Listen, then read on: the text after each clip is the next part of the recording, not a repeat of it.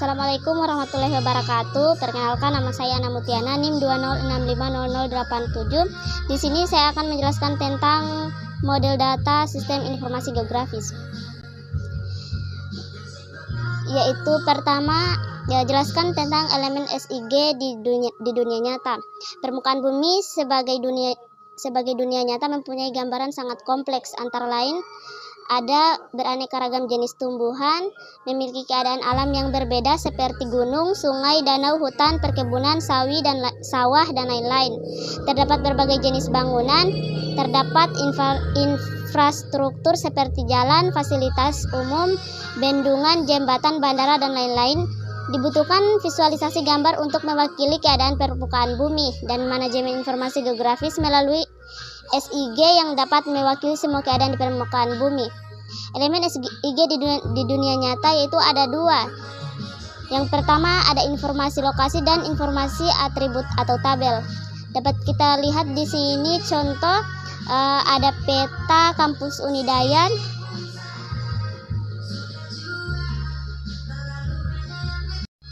Kemudian yang kedua yaitu apa yang dimaksud dengan data spasial. Data spasial adalah gambaran nyata suatu wilayah yang terdapat di permukaan bumi.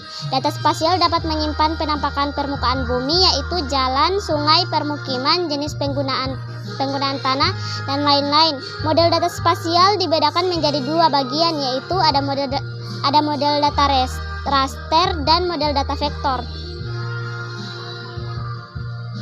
Kemudian jelaskan apa yang dimaksud dengan data vektor, data raster.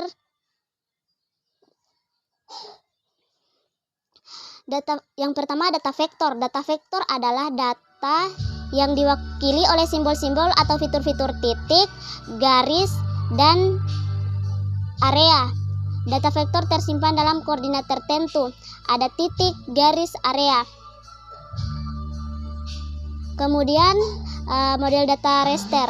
Model data raster merupakan data sederhana yang tersimpan dalam kotak-kotak atau grid yang membentuk sebuah bidang. Kotak-kotak grid tersebut disebut dengan piksel atau pistur elemen. Posisi piksel dinyatakan dengan baris KX dan kolom KY. Contohnya gambar yang di-scan, gambar digital, atau citra dengan format BMP, JPG, TIFF, dan lain-lain. Citra satelit digital yaitu Landsat dan Spot 5. Kemudian jelaskan contoh model data vektor. Baik, dapat kita lihat di sini contoh model data vektor. Data vektor tersimpan dalam koordinat tertentu. Ada data vektor titik, ada garis, dan area. Dapat kita lihat di sini ada raster di dunia nyata yaitu seperti kumpulan kotak-kotak.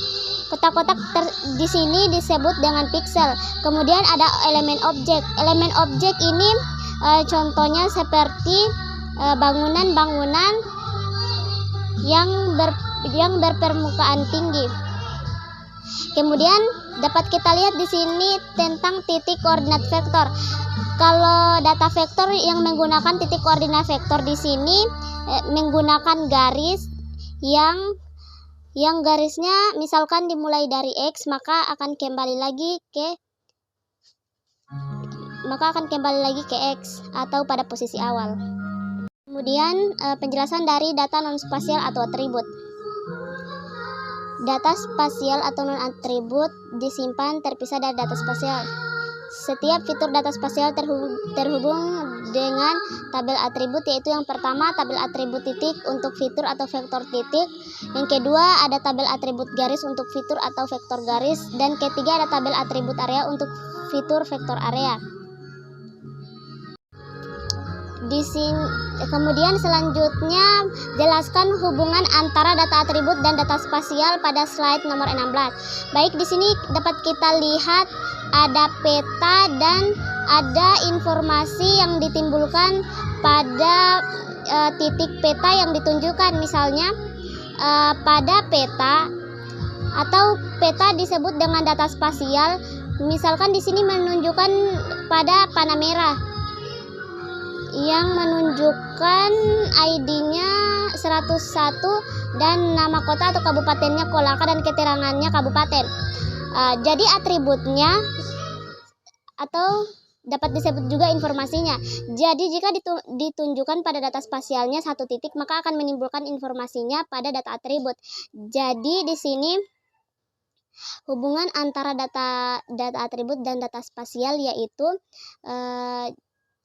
jika data spasial akan menunjukkan tempat, maka data atribut akan menunjukkan informasi tentang tempat tertentu. Atau bisa disebut jika tidak ada data spasial dan cuma ada data atribut, maka data tersebut tidak akan ditemukan, atau sebaliknya. Jika cuma ada data spasial dan tidak mempunyai data atribut, maka data tersebut tidak akan ditemukan.